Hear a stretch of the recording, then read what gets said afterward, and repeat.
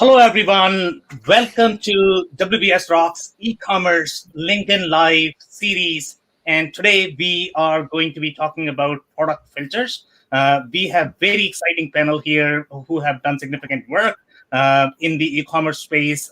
They bring significant expertise on the concept of product filters that drive your customer experience, that drive your navigation, it drives your SEO. So we are going to be touching this topic from multiple perspectives. I am going to give you a brief rundown of the panel for the benefit of our panelists as well as for the listeners. And after that, we will let our panelists introduce themselves. So on my right, I have Steve Rice. Steve brings a lot of experience in the WordPress community. He does a lot of work in the outdoor retail space. So he is going to bring significant insight for our topic today. Then we have Eric Landmann. Eric has done tons of work in the Magento Shopify ecosystem. He has tons of background in the e-commerce space. So obviously he's going to bring significant expertise today for our topic. Then we have Kristina Harrington. She is part of Gen Alpha, and she brings a lot of experience from the B2B perspective. She does a lot of work there. So her experience is going to be extremely relevant here. Then we have Dave Meyer. Dave Meyer has tons and tons of background in the SEO from the Google perspective. So he's going to be touching the topic from that perspective. Then we have Erin, and Erin spends a lot of time talking to tons and tons of customers, B2B as well as B2C. And she is going to bring a lot of insights in terms of what she is hearing from the field. And now I am going to move to Steve. And Steve, do you want to introduce yourself? Yeah, my name is Steve Rice, and I work with .com Jungle and my own consulting company, and we help other companies, especially CPG companies, make and implement wise technology choices, usually in conjunction with the marketing team, which gives us insight into sort of everything that's happening across the silos. Okay, amazing. Thank you so much for the introduction, Steve. Eric, do you want to introduce yourself quickly? Yeah, I'm Eric Landmann with Earthling Interactive. I'm the manager of the e-commerce division and have spent about the last dozen years or so building around 50 or 60 e-commerce sites of various capabilities and different platforms on lots of different platforms: OS Commerce, Zencart, Shopify, Magento, a whole big mess. Okay, amazing. Thank you so much, Eric, for the introduction. Chris, do you want to introduce yourself quickly? Sure. Kristina Harrington, Gen Alpha, president and co-founder. We are a product company. My experience has been in manufacturing. We work with equipment and parts manufacturers today in all things helping them sell online. So that's my experience. Glad to be here. Okay, amazing. Thank you so much, Chris, for the introduction. Dave, do you want to introduce yourself quickly? Sure. Hey, everybody. Dave Meyer with BusyWeb here. We are a growth marketing agency focusing on WordPress, HubSpot, inbound marketing, and generating links and leads to our clients to help them close more deals. Been doing this for 22 years, and I'm also a speaker for Grow with Google. Thanks, Sam, for hosting us. Of course, my pleasure. Thank you so much, Dave, for the introduction. And Erin, do you want to quickly introduce yourself? Yeah, thank you, Sam. So good to see you guys all again this week. I always look forward to this. I'm Erin Courtenay. I'm the VP of Digital Services at Earthling Interactive. I work with Eric, and he's our e-commerce expert. In addition to e-commerce, we also help our clients with getting integrations into that e-commerce that'll be really effective for moving their business objectives forward. So thanks again for having me. Of course. So now let's jump to today's topic. And obviously that is going to be product filters. So Eric, I am actually going to start with you. If you could cover, what product filter is, just to give audience the background in terms of why they matter from the customer experience perspective.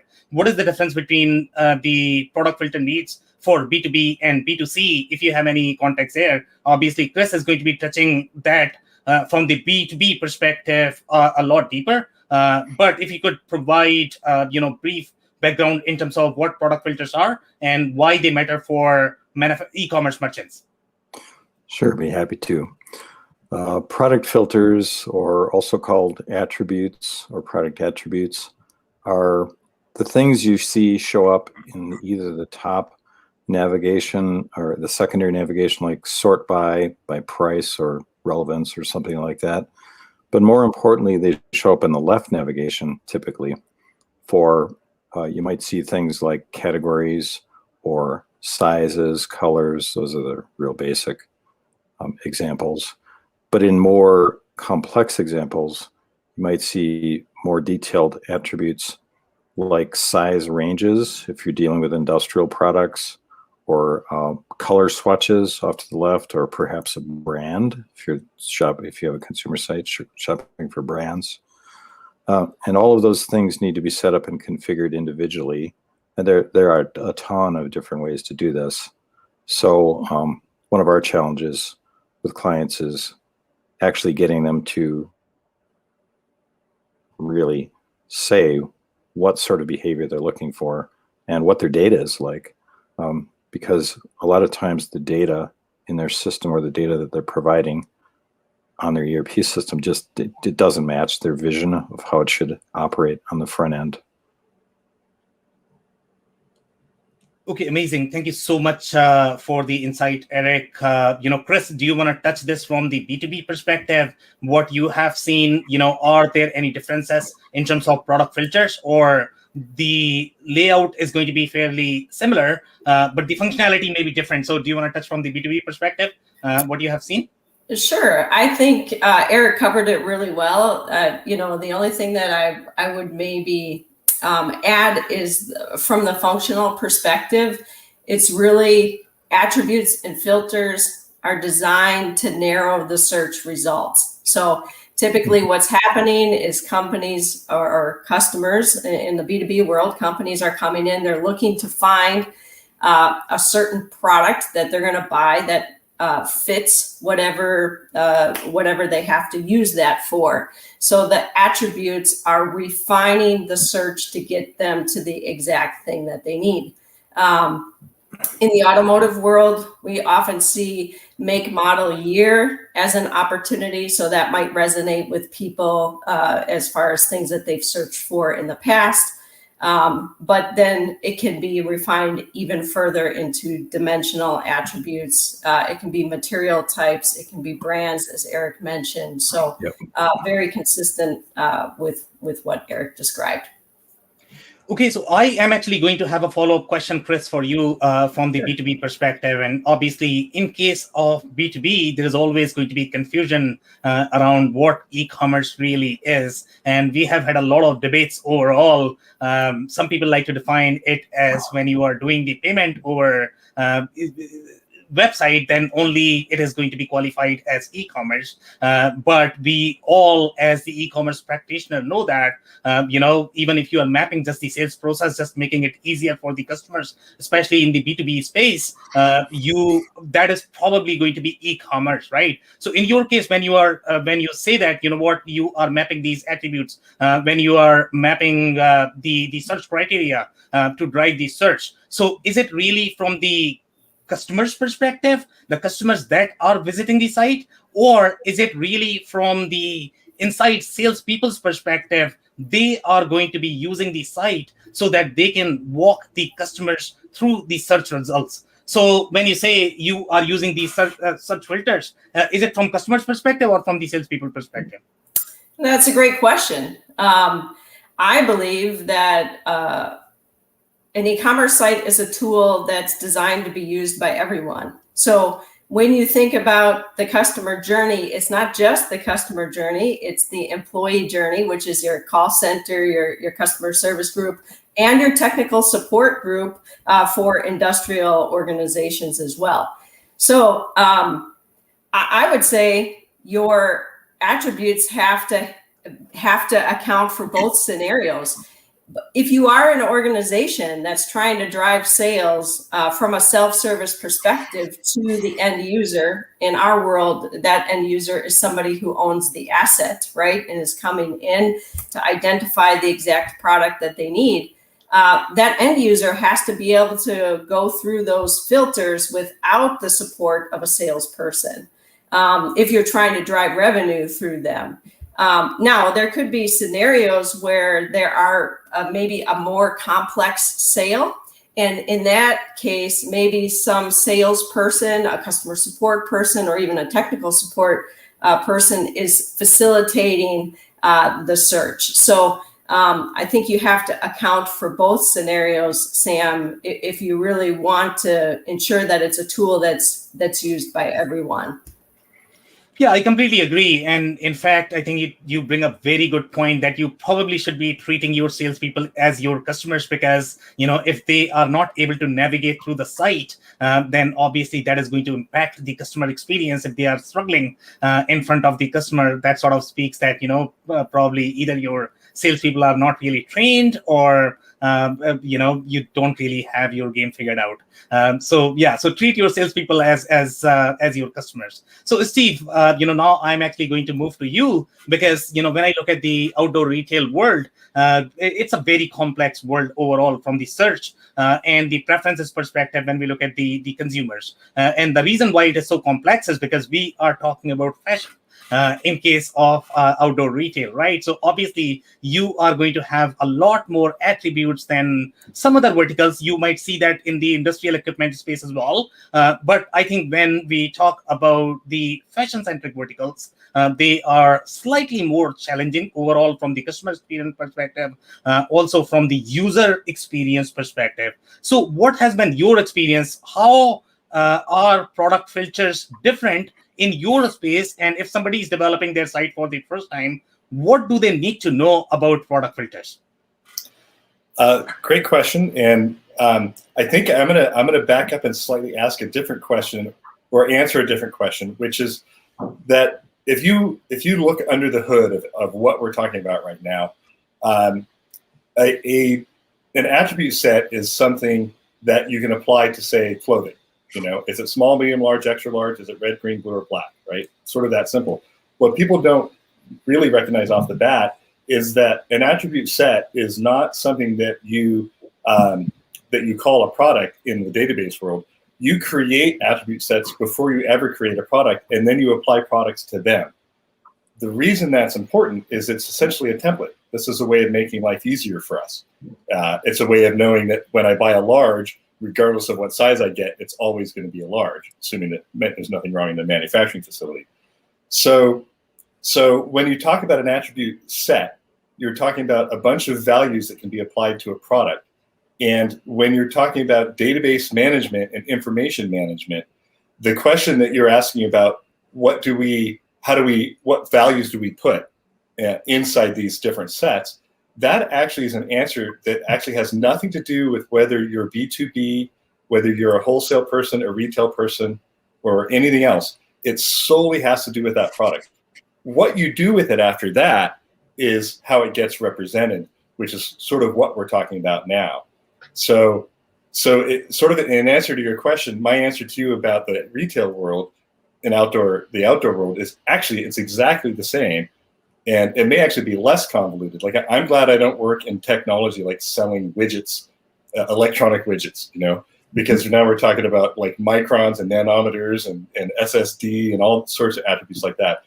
In my world, we get to say, great, it's a Hydro Flask. It comes in 4 colors and it's 32 ounces. We don't need to do other things. So to sort of wrap that up, from the user experience end, what we have to decide, the people that are literally sitting in this room, when we're working with clients, we get to help them say, okay, you have all these attributes, but only the people on the front end should see these ones, because it's too confusing for them to see the other ones. Whereas someone on the back end working customer support will actually care and need to know about all the other little attributes, because they might need to find a specific part for a broken widget inside a larger, say, knife sharpener. So the attribute set exists whether we like it or not. Whether we map it correctly in the database is another thing. And then whether we show the right things to people and they're not confused or they have a good experience is another. Okay, interesting insights there, and I definitely want to, gauge the temperature in the room, whether they should design the template or sort of the attribute first, and then they should figure out the product. So we'll be discussing all of that. But before that, I definitely want to touch this from the user experience perspective, and I am gonna move to Dave. But before we that, I have one shout out from the audience. Hey, Dave, thank you so much for joining. Happy to see you here. So Dave Meyer. Yes. I know that we have Dave Griffith in the audience, and we have Dave Meyer here as well. So Dave Meyer, I want to come back to you, and I want you to touch this from the user experience perspective, but more importantly from the SEO perspective, right? Because what Steve is talking about is, hey, figure these things out from the user experience perspective, simplify the options. You don't want to show too many, you don't want to show too few, you want to show exactly what the users are looking for. Now, that's exactly what Google would want. But do you have any insight in terms of how the filter should be designed to please Google? Yes. And thanks for the context. And I think Steve set it up really well in that there's what we're essentially setting up when we look at attributes is the rules of the game on how we interact with our users, and per previous conversation, both on inside sales and external sales, and how all of that works. So as we come back and we think about how is everyone going to find this information, we need to think about it algorithmically and how all of this works together as far as Google's concerned. And Google's an interesting customer to write for, because you really can't over communicate to Google as long as you do it in the right ways, right? So we can put the right attributes on every product and have those attributes scale out across all of our individual products and SKUs, throwback to last week, right? And make sure that as people are searching, that each one of those things shows up. But conversely, we can't stuff each one of our product listings with too many of the same keyword, right? Get over 5% of any given page's content as a specific keyword or key phrase, and Google's going to start lowering the rank score on that particular search term because you're trying to game the system. So that's a delicate balancing act. And so what we need to do as we build out product attributes is make them available, make them contextual. As Chris mentioned, I think with the cars, and when you're looking through, if we go by years and look at different cars, there's not going to be a Tesla prior to 99, right? And so it's automatically going to winnow that out, and you're not going to have to worry about it. And so having all of those pieces of context inside of any given e-commerce search is going to dramatically help improve your search engine score by improving the usability of the site. If I can wrap up SEO into one phrase, it's be as useful as possible to your user so that it's easy to find your content before they know your name, right? So that's what we want to be featuring and what we want to be focusing on. Interesting insights there, and I have a clarifying question there with respect to the 5% stat that you mentioned. So let's say if I have a page about Tesla, and if I am using the word Tesla more than 5% of the times, then what my understanding from this conversation is, Google is going to flag me that, you should not be using this word more than 5% of the time because you are trying to stuff the keywords here and you are trying to game the system. So tell me a little bit more about how this 5% is computed. Is Google going to, count all of those words and then compute, okay, is this appearing 5% of the time among all of the words present on the page? And is that how the 5% is going to be computed?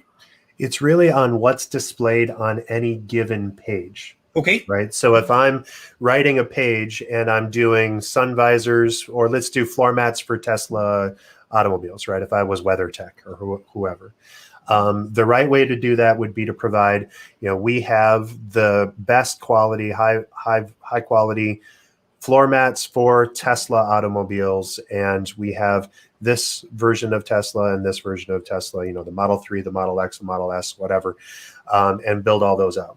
So having the right context for those individual records is the right way to do it. The wrong way to do it would be to have a description under your product that says, for Tesla automobiles, it's important to have the right kind of Tesla floor mats. Tesla floor mats are really important because Tesla, right? And just over and over and over again, right? You know it when you see it. Yeah. And if you're trying to just throw up all over the screen with content that's all the same, you're going to flood and wind up decreasing your effectiveness of your SEO by overstuffing those keywords. So I hope that helps. I mean, it's cool in context, but it's not cool just to try and dump it. If it feels like cheating, it is. Right. So I am probably going to have one more clarifying question, if you don't mind. And that is going to be, let's say if I have the page and if I'm writing naturally, but unintentionally, somehow that is coming across as stuffing. Would I still be penalized, or do I need to pay attention to the way I am writing? You do want to pay attention to how you're writing. Okay. And what you also should be doing is using the proper tools that Google has at your at your disposal. So Google Search Console, for example, you should be running a scan of your website regularly to make sure that you're not overstuffing your keywords, or that you don't have too many dead links, or that the link quality and link value of the sites and the interrelations that you have on your pages is helping you versus hurting you. Google Search Console is a free tool. Yeah. So it's at g.co/search console, right? So everybody should be using that. Okay, amazing. Thank you so much, Dave, for that insight. Erin, now I am actually going to move to you. Do you have any thoughts so far based on the conversation you have had? Any experiences from the customer perspective when you are talking to customers in the field? Are you hearing anything related to product filters that you may want to highlight here?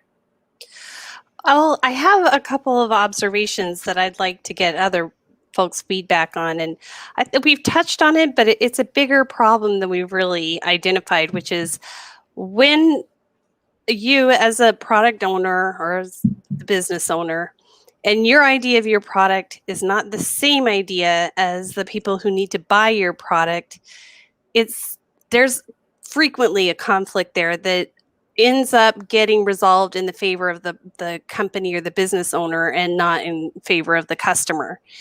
And how to overcome that, I would really like to hear some more from our experts. I know that Eric has seen this sometimes, but I would imagine Steve and Chris, you've probably seen that as well.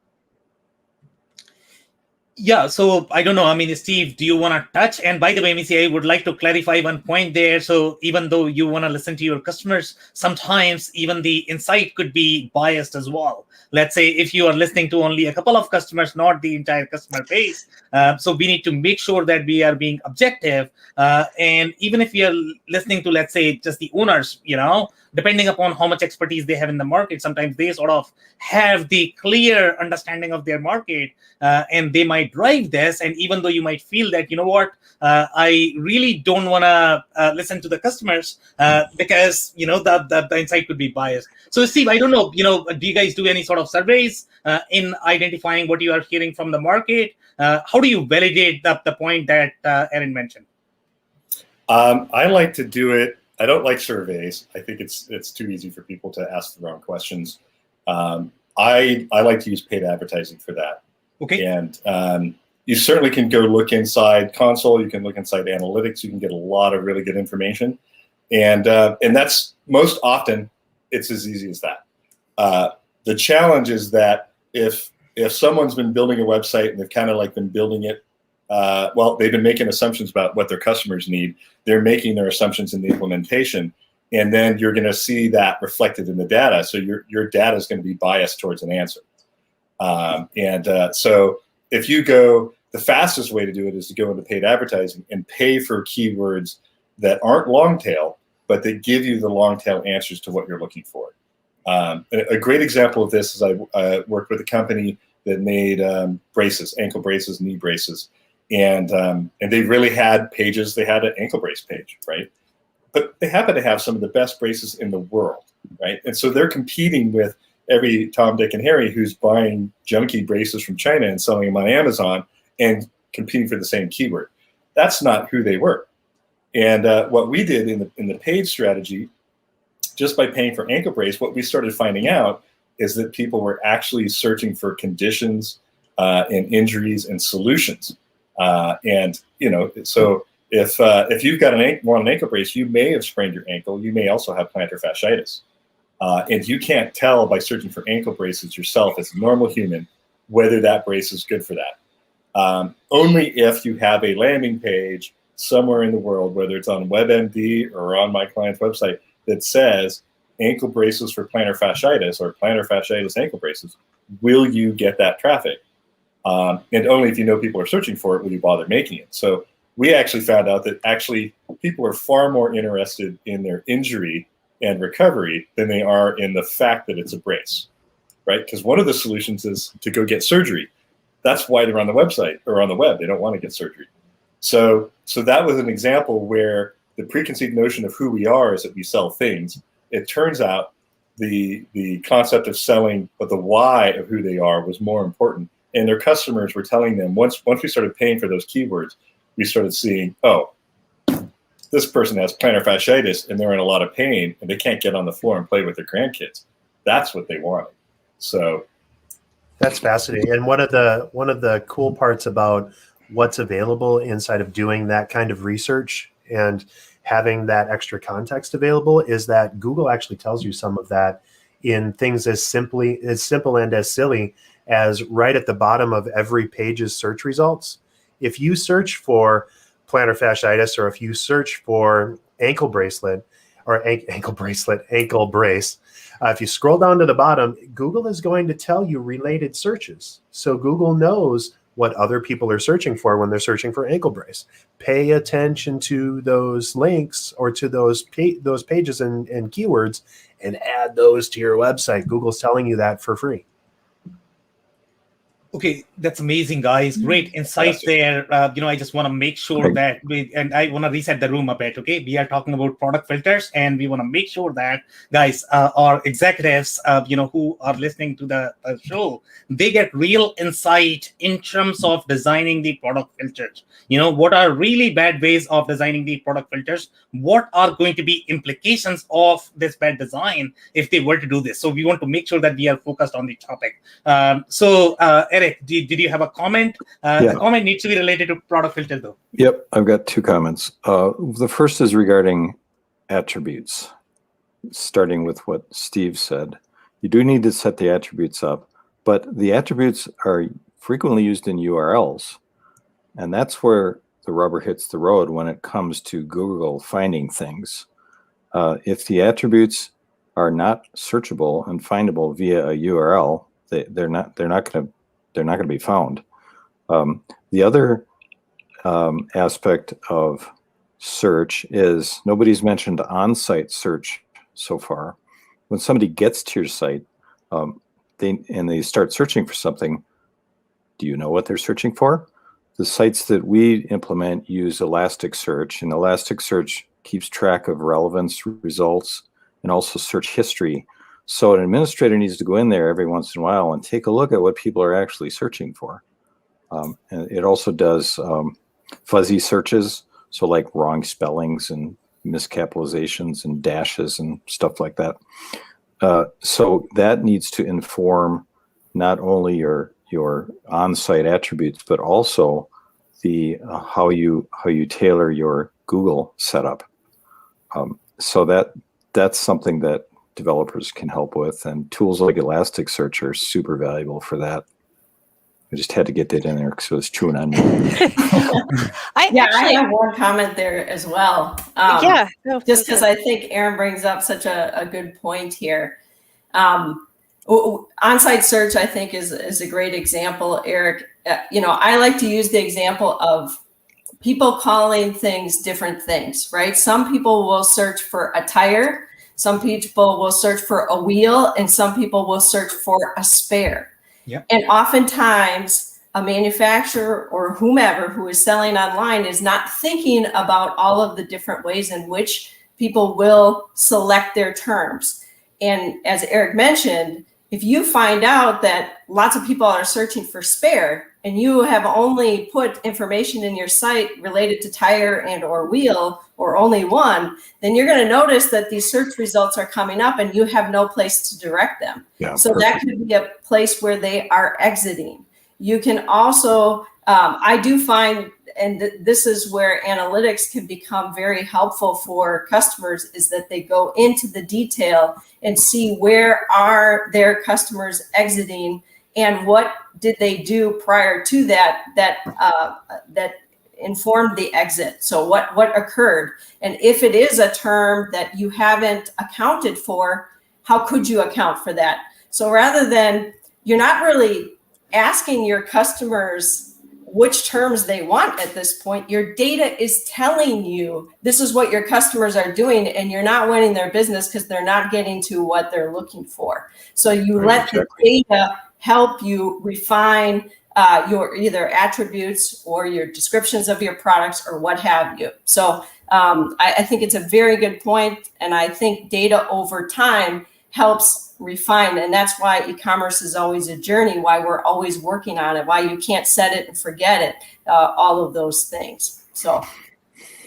So I am actually going to have a clarifying question for, I don't know whether this is going to be really for Eric, Chris, or Dave, one of these three. So, Eric actually mentioned that you should have these attributes as part of the URL, because when you are going to have as part of URL, that's probably going to have higher weightage overall from the search engine optimization perspective, when the search term is going to be part of the URL. Now, Chris's point, when she's saying that, have all of those synonyms that you are going to have, because everybody may have their own preferences of how they are going to be searching. So obviously you are not going to have these overlapping filters on your site. If you do that, then your customer experience is going to be super confusing. So how do you handle these synonyms? Are you going to have the redirect for the synonyms to a page? Let's say if somebody is searching for a spare for when they are actually trying to get to a tire page, and now majority of your users might be searching for tire, and you may have that option as part of your product filter. So would you redirect the spare one to your tire, or would you rather have that keyword as part of the page so that you are getting the traffic?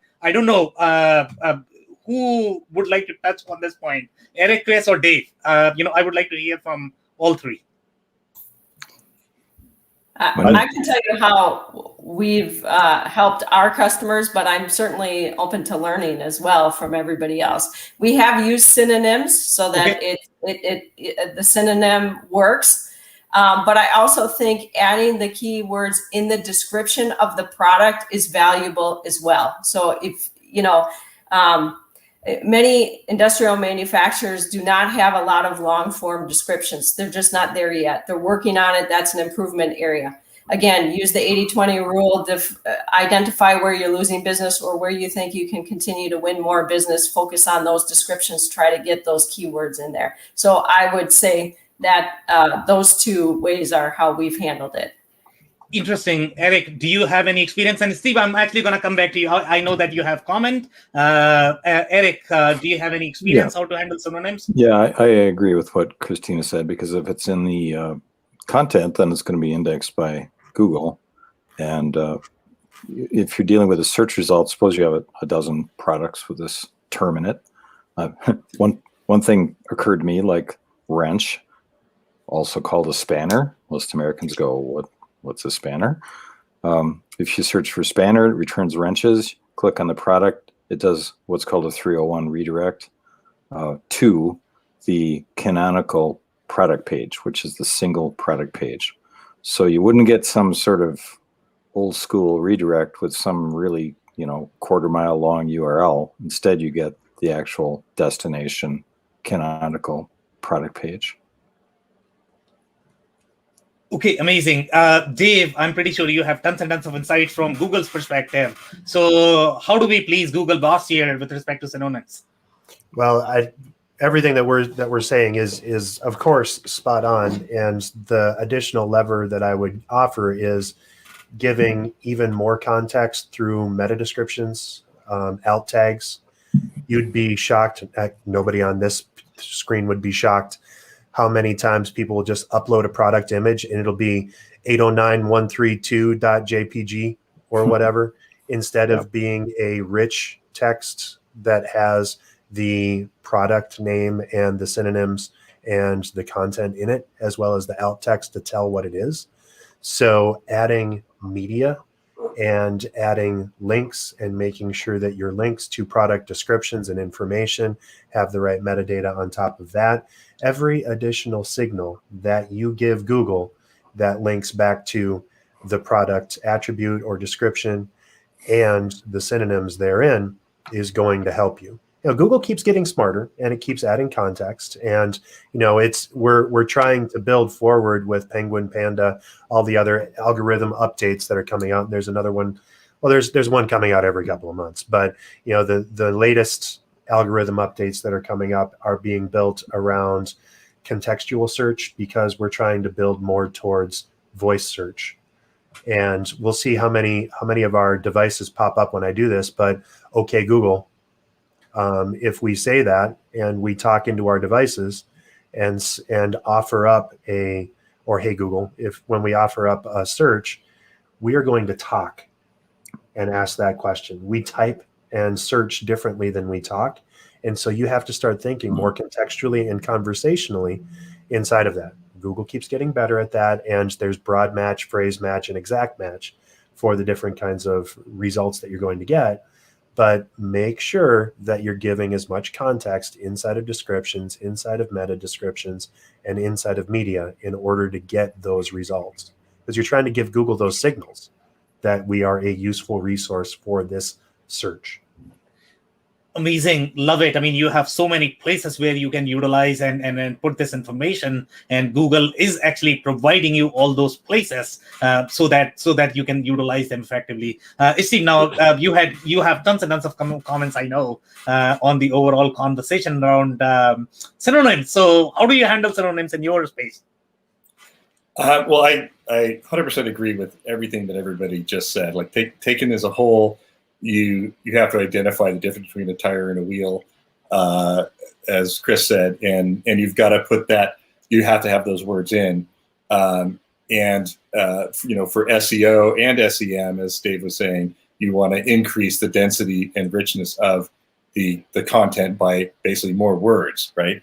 Google is getting smarter, and in most cases, it knows that a divan and a couch are the same thing. In cases like wheel and tire, it happens to be an example. It's a great one that if you ask anybody on the street the difference between a wheel and tire, they'd say it's the same. But if you ask somebody who works at Les Schwab, they'll say, no, a wheel is a rim and a tire is the rubber that goes around it. Google has a hard time with those things, but that's just because we as humans have a hard time with it. When it comes to on-site search, what I was going to suggest or point out is Eric had mentioned Elastic, and there's a bunch of other tools that are on-site search machines, so to speak, and they literally are connecting to your attribute set and your product titles and your short and long descriptions. And there's probably a checkbox in the back. In fact, I mean, there is, where you can say, I don't want it to search the short description and long description. I only want it to search my attributes, and you can turn off and on attributes. More importantly is if you have someone who's managing those search terms and looking in the back end, as Eric suggested, you can actually look at a search and it'll say, oh, somebody searched for wheel or rim, and you know they didn't get anything because you didn't have it on your site. Well, the first response is you're going to do what Chris and Dave said, which is I'm going to go put that on there because I know people are using it. What you're not going to do is go name the product. This is a tire, wheel, rim, and whatever the other three synonyms are, because it's confusing to the customer. You're still going to have a product name. What you can do on the back end, though, is similar to what Eric was talking about, which is you can say, if someone types in the fact that they want a wheel, I want to direct them to this specific URL every time. So you can circumvent or override the search results. And instead of having them get a search results of like 100 things or 0 things, you can say, if someone does this, I actually just want them to go to this product page, or I want them to go to this category page. And if you do that for about a year on your website, you probably won't have to do it again. Yeah, you can literally put in search substitution words that actually don't appear on the front end. The synonyms, you can put search synonyms in Elasticsearch, and that's actually where the majority of the work comes. Because you think of brand names are notorious for being misspelled or dashes or 2 words when it's 1 word, or all kinds of things like that. So that, yeah, it's a great tool. Okay, amazing, guys. So, I definitely want to get into sort of this psychology of the design when we think of designing the product filters. So, even though we have touched on a lot of different issues, but when you design a website, you have to think deeper overall if you really want to have optimized design on your website. And I know, Eric, you have done 2 different videos, and I know that you had tons and tons of insights there on those videos. So, what are we not covering here overall? Let's say if I'm the executive, I'm actually trying to design my site. I'm getting pitched by, let's say, 5 different marketing agencies. They all have their own processes the way they want to design. So what is the right way of designing the product filter, let's say, if I want to do it for my business? Well, the right way is to design it to pretty much everybody's point, what the front-end user is expecting to find out, whether they're a consumer or they're a sales rep or they're an industry specifier, and whatever they're looking for. So here's a couple concrete examples. I'm a climber. I'm looking for a jacket that's made of merino wool, or a base layer made of merino wool, but I want a hood. You'd be surprised by how many sites you try to search for merino wool long underwear or base layer that you can't find one with a hood. That's a really simple example and pretty common. On the other hand, a much more advanced type of search would be, we did a site for an electrical integrated circuit manufacturer, one of these people that Steve mentioned they literally have about 75 or 80 attributes on these products. It's making me get a headache. Getting hives, right?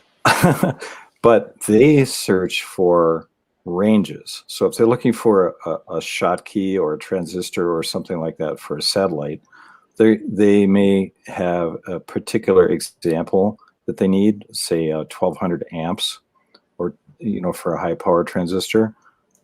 So they may search for a range, but maybe that product doesn't exist.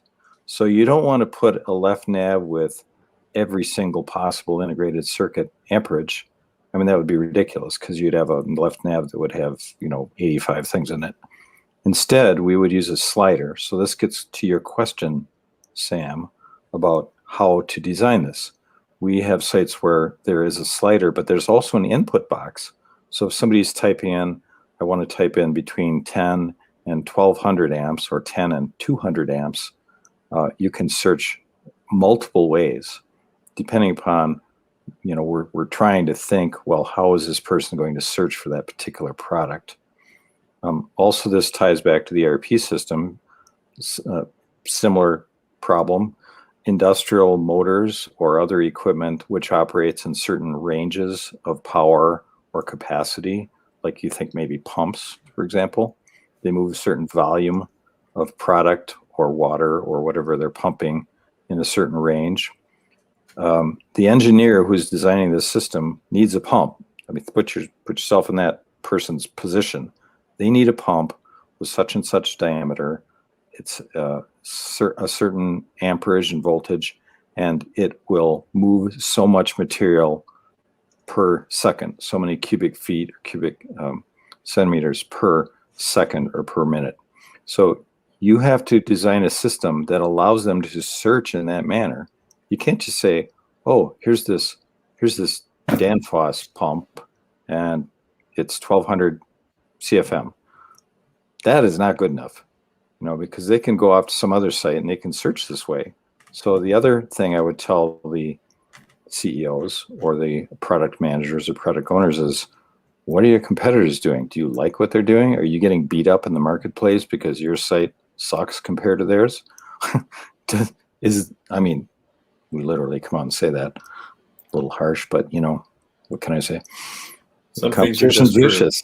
Competition's vicious. So that is what I would tell them. How do your customers search for products?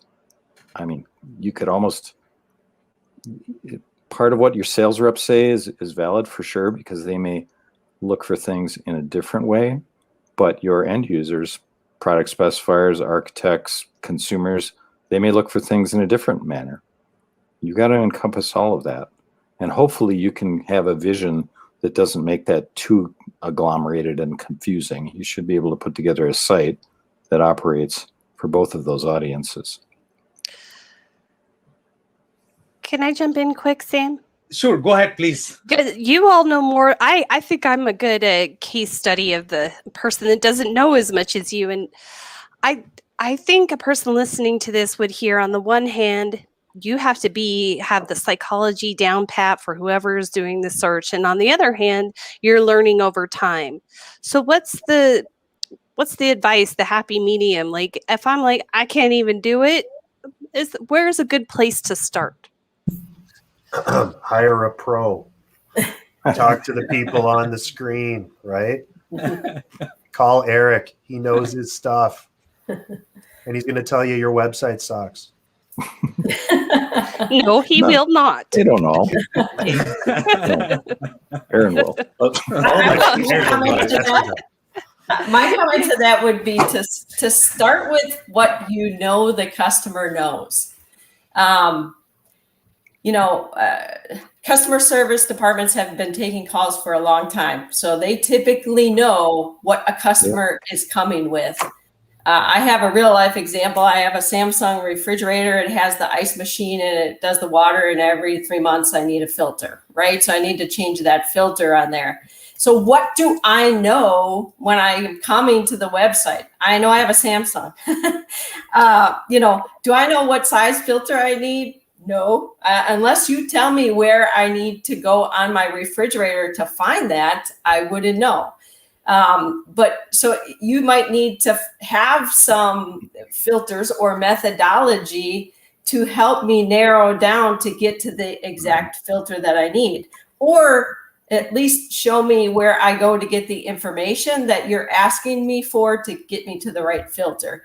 But I do think that most companies have at least a starting point, and that is with what do their customers know? In our world, customers know the asset that they own. So again, we sell to equipment, help sell parts for equipment manufacturers. So that equipment, that person who owns the asset, they know that they own this piece of equipment. They know their serial number or their VIN number. So they may start with that, and then there needs to be attributes potentially underneath that to get them into the area of the machine that they are going to actually purchase a component for. But there are, we just have to get customers around the fact that they have to think about what do their customers know when they're coming there, and that's going to be the step through process that they're going to take. And, and then through time and the data, then they can do the further refinement. So that's how I would answer that, Erin. Thank you, Chris. I have a follow-up question too. I posted in the chat, and this is me as a consumer. This is me as a user. When am I using Google search? When am I using on-site search? And when am I using filtering? I think for the customer, they are all kind of serving the same purpose.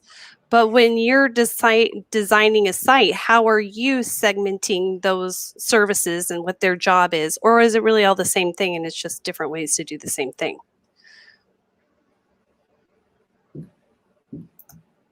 There's definitely different contexts that you want to pay attention to. And, on-site search and the interconnections and links that you get inside is going to already assume that the customer knows a few things, right? So the different search terms could be much more specific or easy.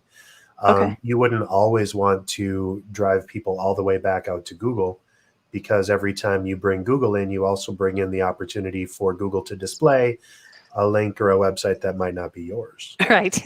And so making sure to offer them up that context as well is going to be helpful. So, it's thinking about it kind of holistically from, broad search world. They don't know anything about me. I'm probably going to be focusing on my SEO strategy, my Google strategy. Once they find me, they've gotten to my website, then I'm going to focus on my inside search strategy. And for folks that are sales reps that are making the interconnections, I'm going to hook them back in, and maybe I need to pay some attention to my ERP or my CRM to make sure that those connections are working, and then I know how many items I have left in my order SKU or my orders, right? So that I know what my inventory looks like. So you need to give the right stuff so that your sales and your marketing and your customer can all get together and find what they're looking for in an easy, in a customer or end user thoughtful way. Hmm. I've just been stuck where the filtering just ends up causing more frustration. And I wish I could just say, this is what I want. Like Eric's example, I want a merino wool base layer with a hoodie. I know that that's what I want. But now I'm filtering and I click a hoodie and suddenly all of the options that I still wanted to consider are gone. So, is filtering going to last for the average customer? And is search just going to get so refined and so good that we don't need the filtering? That's another way of asking the same question. Like, what is the different job of those two things and what's best for the end user? Well, I could jump in and say there's an awful lot of bad examples. I mean, bad sites out there that bad behavior, you could say, or maybe first or second generation filtering that behaved that way, but it's gotten a lot better. So this is a case where early adopters, if they have not updated their site, they're probably in a worse situation than if there's somebody who's kept up with updated extensions. Yeah, and I would say that filtering, I don't think further refinement on filters is always the answer. I do think ensuring that you can find your wool merino hoodie is important in search. If that's really what you want to find, then we need to make sure that you're able to find it from search. Because sometimes I think of filtering as I got to browse and keep finding what I want. If I know what I want the site to handle it. So I think we as companies who are selling products online have to think about making sure we can get to that person that knows exactly what they want, get them there. For those that are still browsing and figuring it out, then we have the ability to get through all the filters to narrow their results. I had one more thought relating to that. So far, we've only talked about more or less people coming in through Google. There's other ways people come in. Yeah. Like, for example, you sign up for a newsletter or a sale flyer and you get the deal. I mean, we're getting blasted right now in the outdoor industry with everybody has sales, right? Prana gear, 20% off, Mountain Hardware, 15% off. So you click that link in the email, then you're immediately on the site. So you're not necessarily looking for a hoodie when you click that link in the email. You have to do it on site. So you need both. You need people from Google, you need the attributes that Google can index. And then on site, you also need a good, solid way for users to find those products through filtering. And let me get even messier for a second, and we can talk about AI and the fact that pretty soon you're going to expect to be able to grab your phone and take a picture of the part or the thing or the hoodie that you like and get that result back to get you right to the right thing. So I don't even know how to get that stuff set up. I mean, I just jumped into a pool that I can't swim in, but it sure is interesting to start thinking about. Yeah, I think you're right. AI, and you had mentioned voice as well. I don't think it's going to be that much. And again, this is speculative and crystal ball stuff, but what would you all say are some tips? And I'm sorry, I'm not trying to take over, Sam. I just have so many questions. I'm so interested. Just knowing what we know, how can we be prepared so that we don't have to start all over again once some of these services like voice and AI have a bigger role in the marketplace? It's going to be a really interesting switch, Erin, and it's a great question because right now the users at least have they have a role to play in the results they receive. So I type in studded snow tires and I'm going to get 10 results on any search engine. Just even remove Google from the list. Or if I go to Les Schwab and I type in instead of snow tires, I'm going to get a bunch of tires, right? And but in the voice world, you're going to say, order me a gallon of Clorox bleach, and you're going to get a gallon of Clorox bleach. And we don't know yet if that piece of commerce is going to break all our rules and notions of capitalism. I mean, let's be honest. Is Amazon going to be the one who fixes that, right? Okay. Do we get the sale? Guys, so I think we are going too far off from product filters again. Okay, let's Okay, say sorry. We are. I'm sorry. But I do want to get back to product. Product attributes. We are not trying to solve world's hunger here. Okay, we are only trying to figure out how to set up product filters on our site.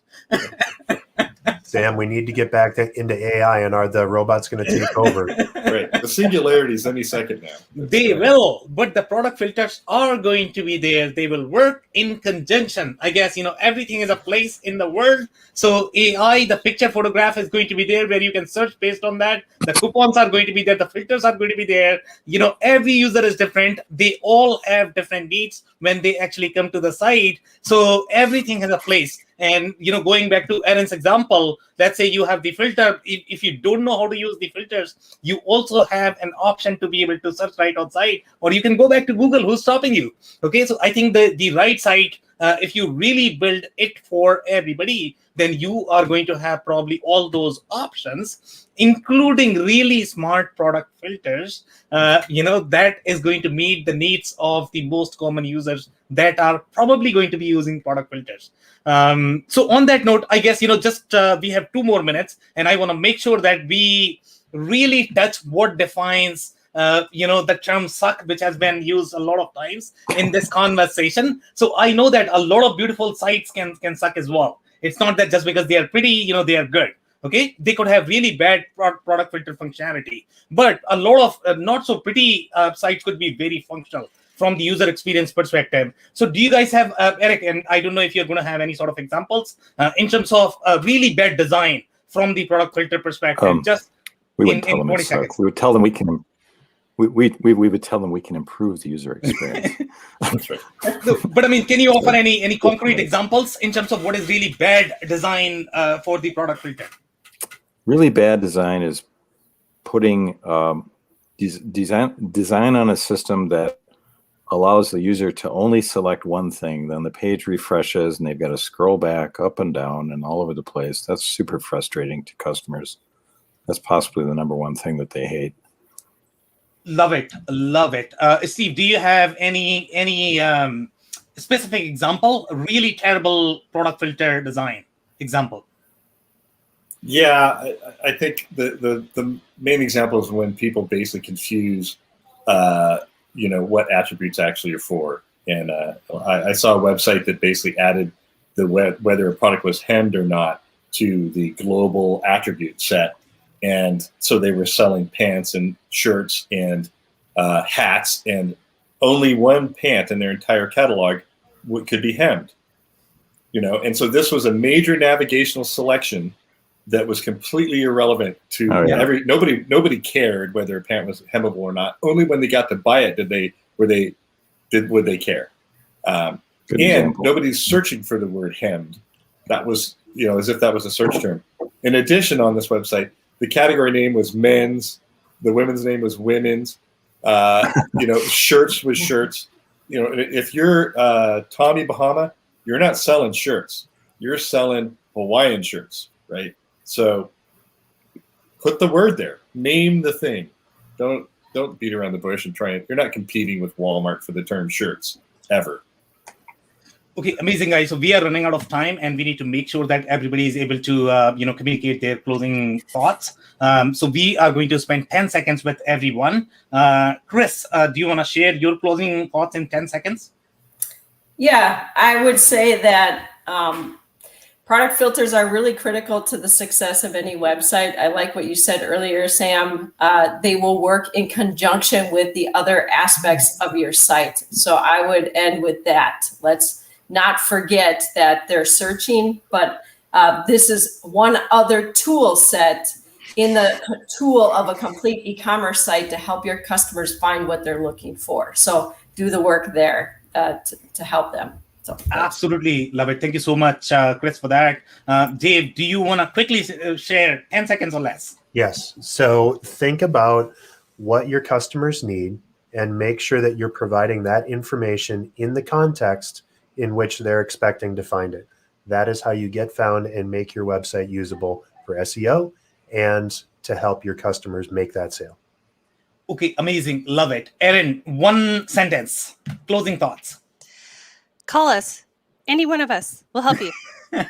Okay, love it. Love it. Eric, your closing thoughts in one sentence. Yeah, I'd just like to say that there are many great solutions out there, and we can deliver, anybody here can deliver a really super experience. Okay, Steve, your closing thoughts and not a sales pitch. Thank you. This has been great, Sam.